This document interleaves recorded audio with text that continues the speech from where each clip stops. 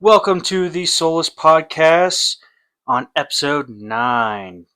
I am your host, Austin the Soulless Johnson, and with me, as always, I have the pleasure of working with Jason Slick Willie Red Tolbert. Oh, yeah. Welcome back, guys. Today we are going to be talking about working after the military. Uh, Again, we're just going off Jason and I's experiences. Um, If you guys so have something different, yeah, by all means, throw it in the comments. experiences may differ. Um, and we've also might have touched certain points in previous episodes, which is okay. Well, We just wanted to go and talk about this topic today, kind of just see where we're at with it. But absolutely. before we get into that, we are sponsored today by who, Jason? Doobie. Doobie. And if you don't know what Doobie is by now from hearing our podcast, it's an energy drink company designed for gamers. So if you're a gamer, this is for you, or if you just like having a little bit of extra energy. Doobie allows you to have faster reaction time and paired with some laser sharp focus. And it does this by using green coffee fruit extract at 150 milligrams of caffeine. That's the caffeine source right there. It does have some good vitamins for you. It's got some B3, B6, B12, and C. Um, it doesn't have any sugar, maltodextrin, artificial colors or dyes, or fillers. None of that bullshit, you know what I mean? Um, at least with my experience with trying out some Doobie, uh, I had no crash jitters or anything like that. So Me neither. So, and it comes in like a pre workout container. Get a little scoop and everything, and you scoop some powder into some water, shake that shit up, and you got yourself a little nice fancy energy drink. So, obviously, it's not Rip It or Monster, but it's still good. It's good for on the fly. Have some at work if you just need that little extra boost in the morning. I know Jason and I both do that. Absolutely. So, Calio cream is a nice flavor that a lot of people like. So it's kind of like an orange dreamsicle. Oh, and I do like the drinks. Yes. Mm. But can you save any money? Absolutely. Yeah, if you guys want to put in the Soulless Vets at checkout, you'll save 10%. Nice. And again, we are sponsored by Doobie. Doobie Energy. And getting back to our glorious topic today, we are talking about today. I know it might not be exciting to some people, but this is our experiences, and we're just starting off. And the only things Jason and I can think of to do is give out how it was going into the military and leaving the military, kind of giving our experiences out to the community because we don't know if we're going to have some young Joe straight out of high school want to join or not. And for those folks that are about to get out or retire. Yep, exactly. And see if they want to know some of our experiences and how it was for us. Yes. Jason was obviously Air Force. I was obviously Army. So we got a little bit of a perspective there. Jason did 20 years. I did 8 years. So we got a pretty good range of differences. Yes. So today we're going to be talking about on how long it kind of took us to find a job when we got out, kind of what that was like for us. Was it stressful? Was it pretty chill? Kind of like how is the working environment for us? Because I know some people go to college after the military, and that is a whole different topic that can be stressful. Yes. So, yeah, we're kind of hitting the ballpark on what it looks like at least from our experience, on what it was like when we left the military and what working as a now civilian is like. Yep. Now, if you went private contractor after Oh yeah. and still kind of did the military stuff and or went that route, I mean, we can't speak on that behalf. So, but I No. do know a few guys that have done that. And Same. but Jason, how was trying to find a job for you when you were getting out? Did you start the process when you were still in, or did you kind of wait till you're fully out and had like a leap year or something like that where you didn't do shit for like the that year?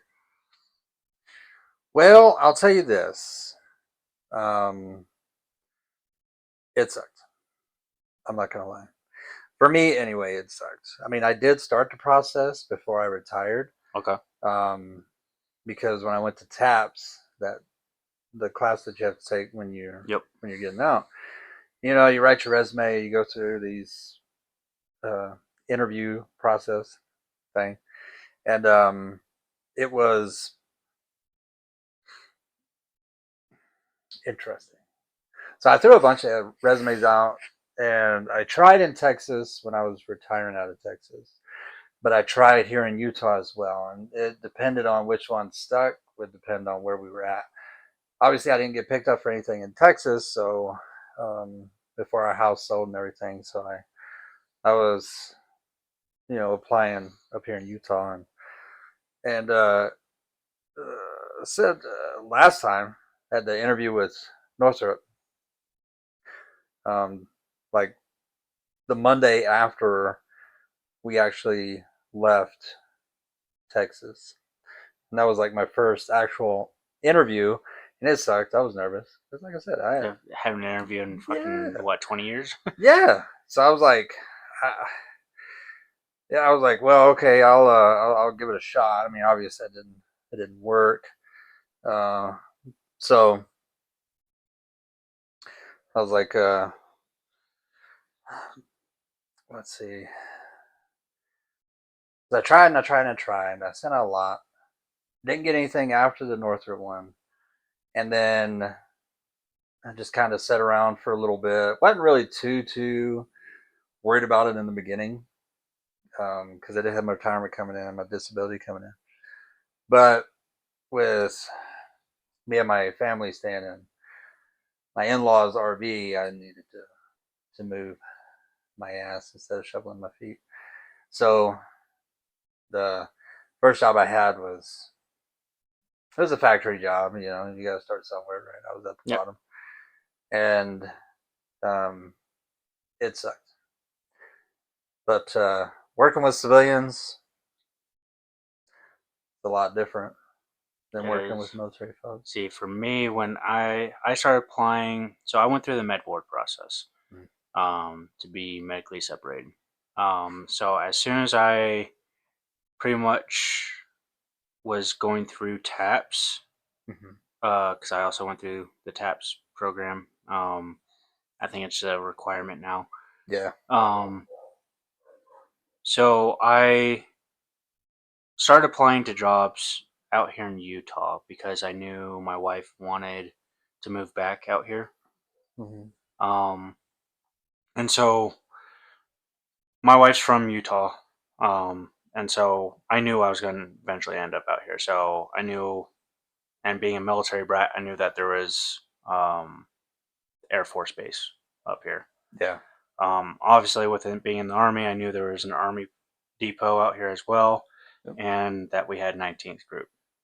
I even tried to do the what was it called, ACR program.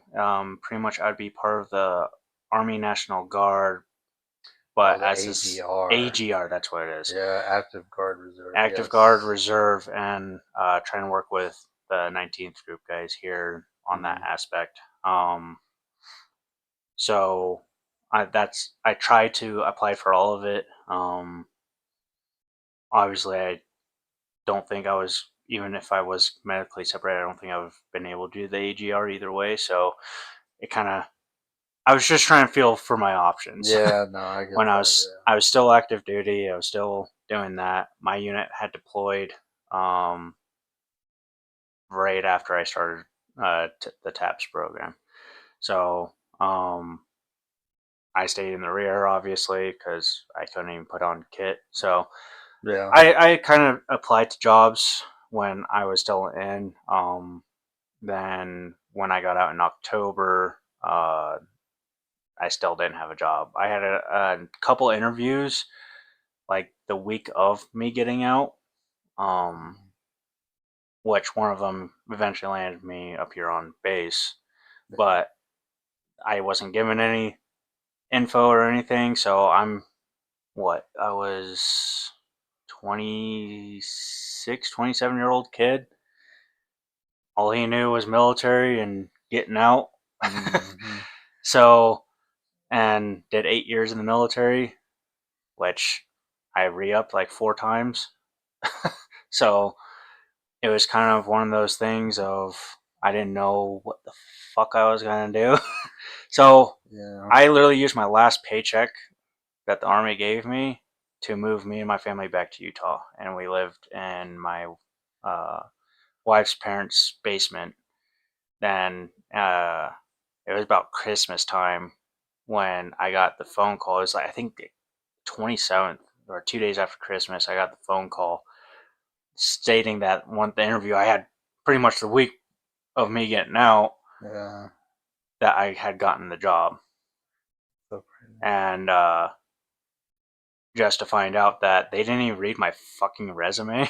They didn't even know if I qualified Yeah. because, and they put me in originally doing fuel tanks for the aircrafts. And then I'm like, dude, I know fucking weapon systems. Why don't you just put me on the fucking weapon system of your own base? Mm-hmm.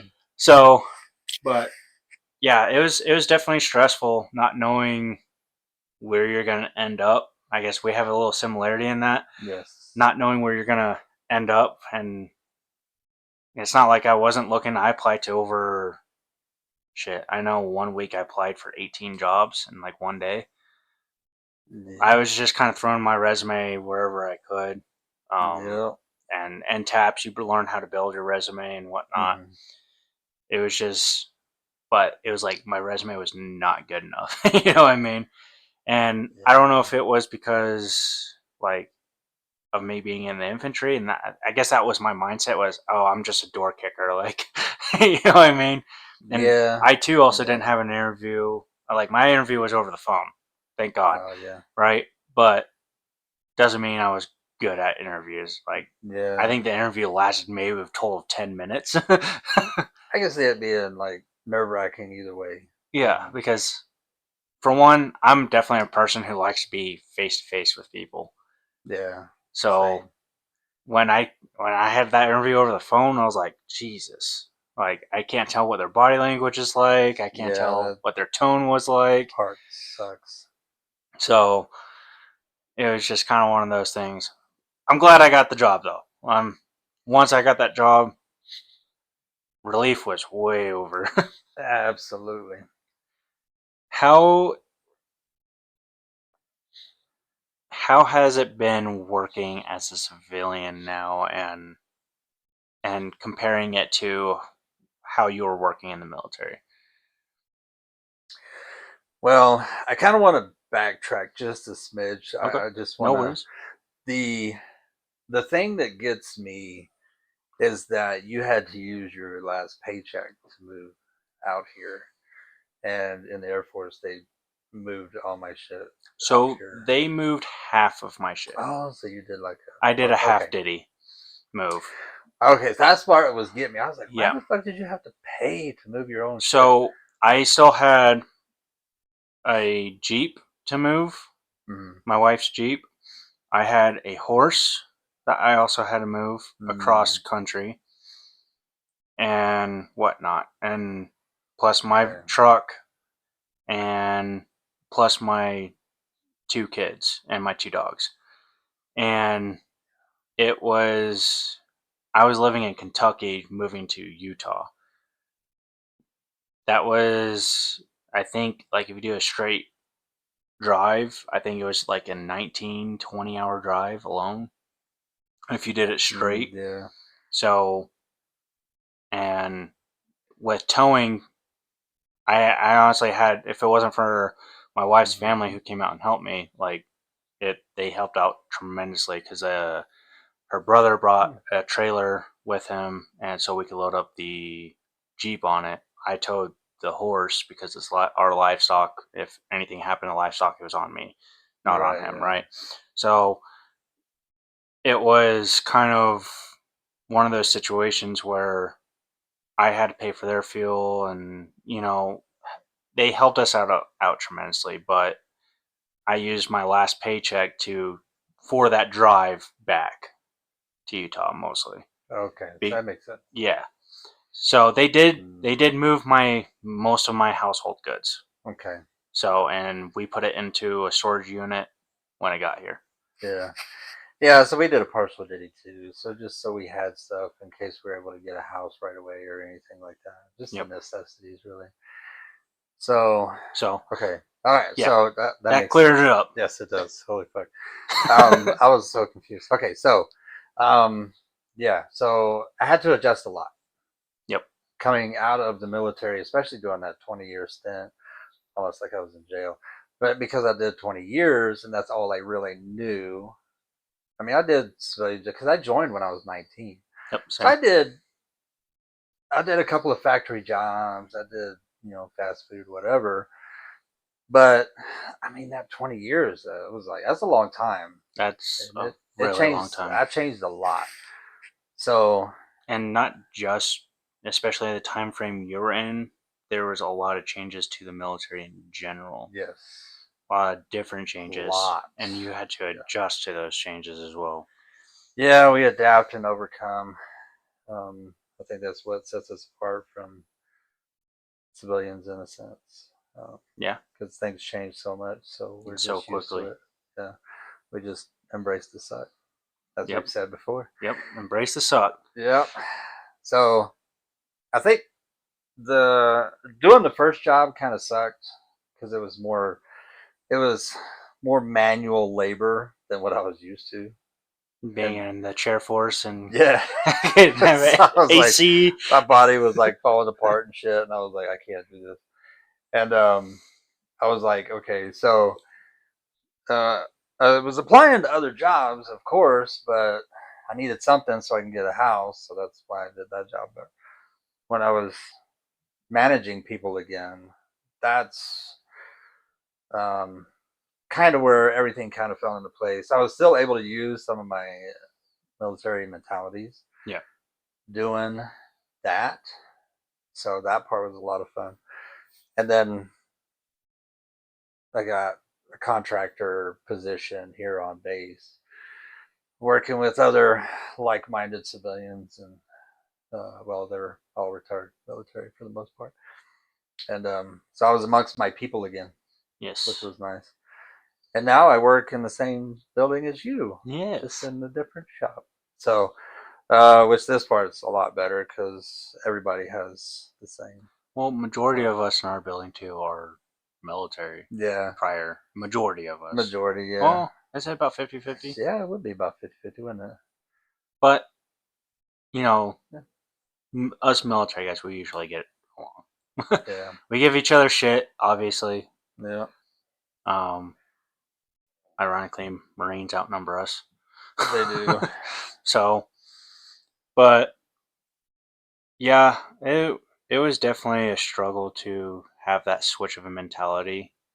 Especially for me, it was, I'm trained to go to war. Like as an infantryman, we want to Yeah, go to war, right? We want to go in combat. That's what we are training to do that is what you 24/7. do. And like I don't want to say like we're alpha males, but we're kind of alpha males. You know what I mean? Like we're Well, yeah, like a lot of us. For me, at least, it was of that mentality of if you slack off, you're gonna get someone killed, right? yes, And I guess I know the Air Force has it, but I guess in the infantry world, it was just like a huge thing and something that I grasped onto wholeheartedly. Was like, if I fuck up my job, I'm gonna get someone killed or myself killed. Mm-hmm. Like, I have in my people's lives in my hands 24/7, right? Yes. And especially when I was an NCO. So it was just kind of one of those things of when I got into working up here on this base, finally, I was in a different building that what we were working now. And they originally put me in fuel tanks, like I said before. But my arm was too big to fit in through the hole that they needed my arm to fit through. So to do the maintenance and stuff on these Mm-hmm. fuel tanks for the aircrafts. And I was like, so, and we were also kind of like at a slow point too when I was in the fuel tanks. Mm-hmm. Then they moved me over to working on the turret systems for the Cobra helicopters, right? So it was just, which I purely enjoyed working on those. Don't get me wrong, because like I had a good steady pace, you know. But working with one of the civilians over there just really ticked me off. He was pretty much my trainer who stopped training me because he knew if I got certified fully, he might have been out of a job. Mm-hmm. And so it caused a lot of tension and heat between us. And I tried so hard not to let my military come out. Like he was egging it Yeah. on almost every day. And it got to the point where I had to shut down myself and just I went into that whole like quiet mode where like, yeah, I'm gonna be a fucking serial killer type of dude. Oh, I know that. And so it got to the point where Mm-hmm. my supervisor talked to his boss and pretty much told him that I was having a PTSD episode, which I wasn't fully. I wasn't fully No. like, because I had been going through Mm-hmm. therapy with the VA, uh, Oh yeah. and so it's not like I was having like a major like I'm gonna shoot this place up type of episode. You know what I mean? Right. But Yeah. that's what in their minds as civilians thought I was doing because they knew my military background. They know Mm-hmm. I deployed and whatnot, and so they thought I was having an episode. And Mm-hmm. so then they moved me into the building that we're in now, and I love the guys for the most part that we work with. Um, like I said, I'm back with my people because in that building before there was like no military. What? There was maybe I think I counted one day it was like 6 or 8 in the entire building. Uh, And so so many. then one of them even left. Actually, two of them left while I was there. So it was like Mm-hmm. there wasn't military in that building at all. And the people at the time who were running the show was not military also. Yeah. So when I came into our building, yes, it's not fully run by the military, but I actually had people I got along with because we had that same type of mentalities. Does that make sense? Yeah. So for me, it worked out. I don't know about you. Like I said, Yeah. it's ups and downs, obviously. Yes. So I'm doing something that everything I've done up here on base is completely different than what I did in the military. Like nothing I did in the military correlates to what we're doing. The only thing it gave me was the leadership skills. Mm, yes. Yeah, and Yes. I've tried to show my leadership skills at least in my section or my shop. Well, they need that direction They needed anyway. that direction, So yes, and so I took the makes role sense. of that leadership role. Yeah. And I guess, like I said, there's some things that did correlate, but majority of what I did in the military, nothing. That's why I just say when everybody asks, "What did you do in the military?" Oh, I was a door kicker, because when you say infantry, not a lot of people understand what infantry is. Yeah. Just like when you tell me kind of what you did in the Air Force, I have no fucking clue what you did in the Air Force. But a lot of people know what Yeah. infantry is because we're the people on the front lines. Yep. But I think nowadays everybody correlates Mm. infantry with like special operations and Navy SEALs dudes. You know what I mean? I'm like, I wasn't that Yeah. cool. Yeah. I Yeah. No, mean, it's don't get me funny. wrong. I was attached to the special forces guys on my deployment, but I'm not their level. Yeah. Well, it's funny because like I was talking to that army guy I was telling you about, Yeah. and he asked me if what types of aircraft I flew because I told him I was in the Air Force, Yep. and then he was like, "Wait a second, um, not everybody flies in the Air Force. What did you do?" I was like, yeah, no, I did not fly, but I worked on the life saving equipment, which is what I'm doing now. Same thing.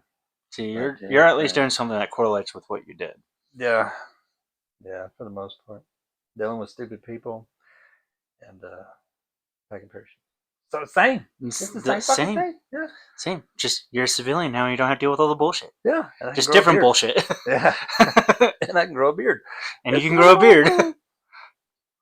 Pretty That legit. is something I'm very happy about after the military. I can grow my fucking beard out. Yeah, same. Same. But no, it's definitely a there's definitely a big difference with being a civilian now and when I was in the military. It's Yes. I don't know if you have the same thing as I do with it. Um, I have more respect for the military personnel, especially when they have to deal with us civilians, because civilians don't like to fucking listen. No. They like to just get in the routine of things and just I don't know. I guess it's a lack of motivation. They don't care if they half-ass it. Uh, Yeah, it's like what we were talking about last time. yeah, and I guess those are the biggest irritations. At least for me, it's I hate people who half-ass shit. Oh And yeah. and when you're working on fucking aircraft, that's kind of important. You know what I mean? Yeah. Because you're holding a lot of Yeah. people's lives in your hands. As small as your job is, right? And Uh-huh. as unimportant as you may think it is, it's important. It is, yeah, 100%. Like for me, how I see it is like if I don't take care of my weapon system, and my weapon system jams during the middle of a firefight, and I can't get that shit back up, Mm-hmm. like that's on me because I didn't take care of my fucking weapon system. You know what I mean? Yep. So it's the same fucking principle when it comes to this shit. If you half-ass your shit, it's you're putting people in danger the way if you realize it or not. Mm-hmm. And I guess that's where it's just I have the biggest frustration with a lot of civilians up here on bases. They don't care if they half-ass it or not. As long as Yeah. the job gets done Yeah. and it passes all the tests that it needs to pass, as long as the job gets done. I'm just like, that's the wrong mentality. Yeah. Oh, I fucking hate it. Yeah. Is I guess Yeah. like in the military, like when you're going through it, you don't think about that type of shit a lot of the times. Unless you've been taught to look at the big picture of of everything. Does that make sense? Yeah. Um, Obviously, there's different versions of the big picture, and Mm-hmm. how it was explained to me in the military was you got your small section, like you're just normally your training event and whatnot, and then if you look at it at from like your team level of stuff Mm-hmm. that you got to do, then you got to look at your squad level of stuff you got to do. Then from your squad, it goes to platoon, right?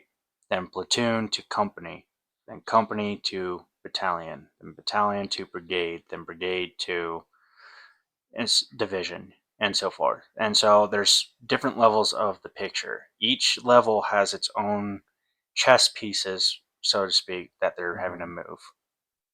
You know what I mean? Yep. And so that's how I try to view a lot of the civilian stuff. But nobody cares about trying to see those bigger pictures on if I'm doing this, how does it correlate to the big picture? Do you get that with a lot of the civilians you've worked with? No, I do. I do. Um, it's a lot of that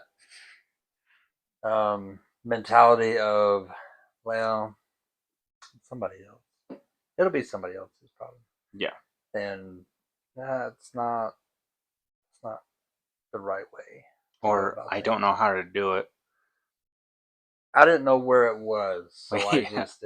That's the biggest problem right there. Like when I was working that warehouse gig up there, that's like the biggest thing. It's like, oh, it wasn't where it was supposed to be. Well, did you fucking look? Yeah. Well, I didn't look. Okay, yeah, that's what I thought. Yeah, that's half-assers now. Yeah. I So, think the biggest issue with a lot of civilians is just half-assing and just going through the motion. yep, exactly. Like, don't get me wrong. I love to just coast and do that shit. But if my work starts looking like I'm a piece of shit, I need to fix it. Oh yeah. Like, I'm going through the motions is fine to a point, Mm-hmm. at least with me. Yeah. Like, because in the infantry we had a thing called a battle rhythm. You guys might have had it as well, maybe called something different, like a maintenance rhythm or something like that. But for us, we had a thing called battle rhythm, Mm-hmm.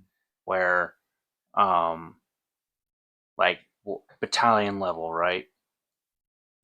We knew that we had to certify on teams, then squad, then platoon, then company level in order to certify our battalion to be ready for deployments. And once our battalion was fully certified from each company, we would go out to train at NTC or JRTC.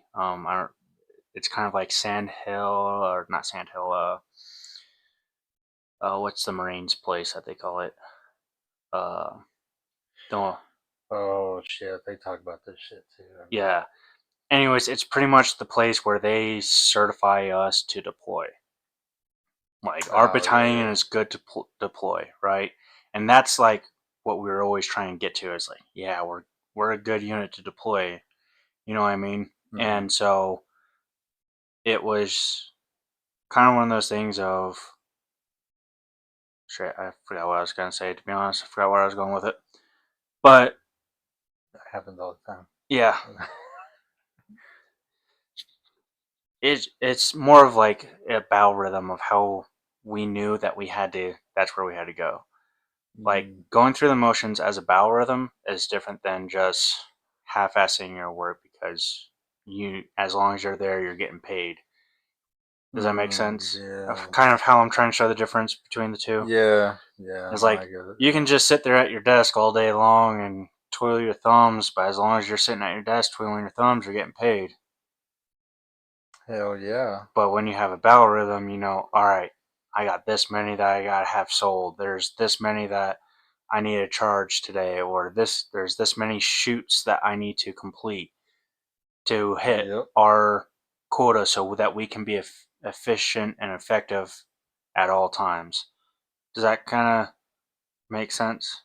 Yes. Like Yes. It most does. workers, most civilians are like, I'm here, I'm getting paid, right? When but they don't care about the effectiveness or efficiency that we have and being at that effective and efficiency rating at all times. Yeah. I guess that's the best way I can explain it. Yeah. I'm not good at explaining shit, guys. I'm sorry. No, it's all right. Yeah, they don't have a great work ethic. No, That's another thing too. the work ethic. Yep. Yeah. A lot of times it's not really their fault. They just it's bad No training. discipline and discipline. Like, Yeah, this one too. So yeah, but no, I get. so Yeah. would you did you prefer your military work ethic or not work ethic? I guess my question is, did you have a better time working in the military than you do as a civilian? Yes. Why is that? Well, like I said, man, it's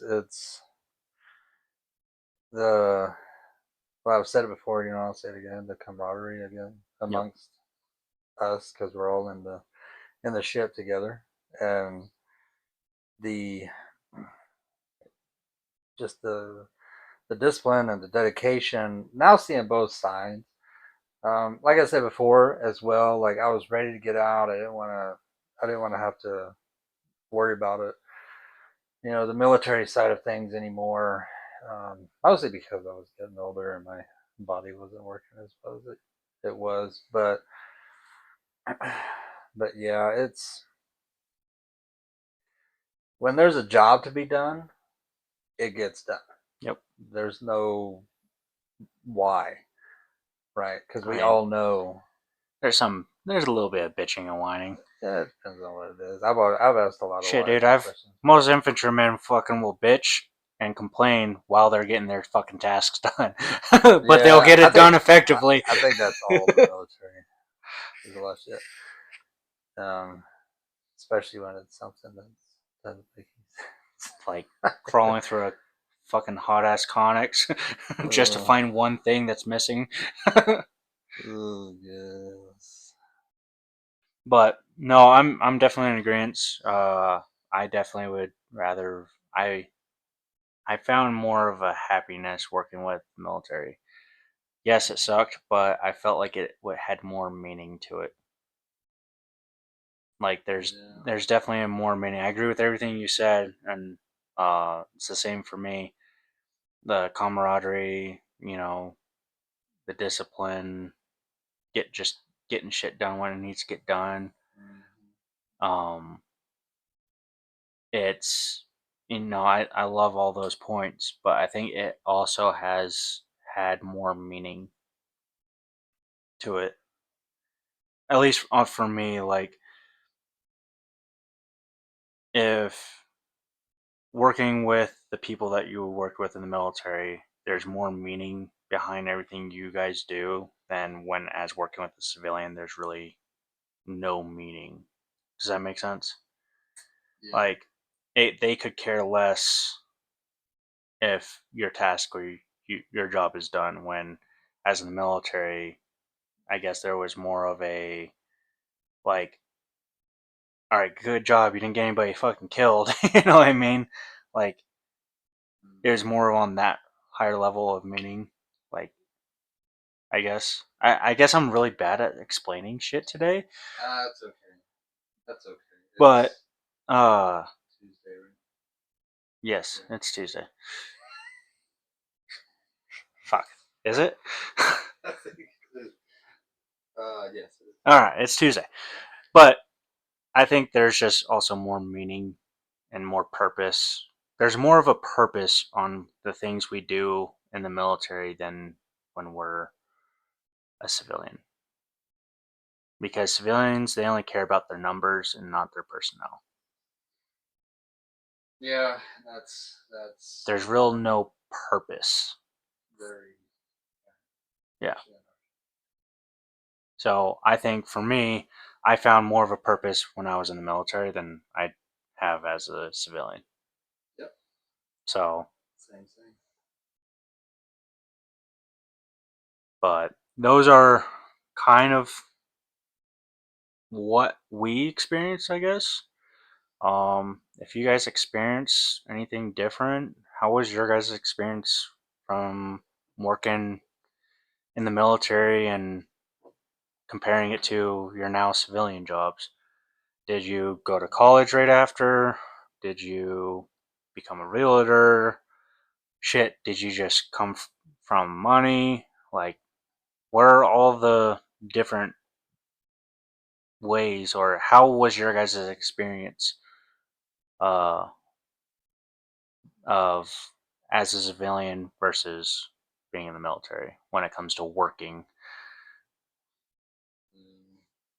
We would definitely love to hear what you guys have to say. So, We want to hear all y'all's stories. yes. We love stories. And we'll put y'all stories out there too. Yeah. Who knows? We might do an episode of Brown the around the bend there and highlight you folks. Yeah. Let us know definitely what your guys' experiences are. Let us know if our experiences helped you guys in any way. Yeah, if you got questions. If you got questions, yeah, definitely fucking questions. And then, but I do want to highlight though, real quick. We do have a GoFundMe, so if you guys want to, Austin might have got to this. Well, I'm sure he would have, but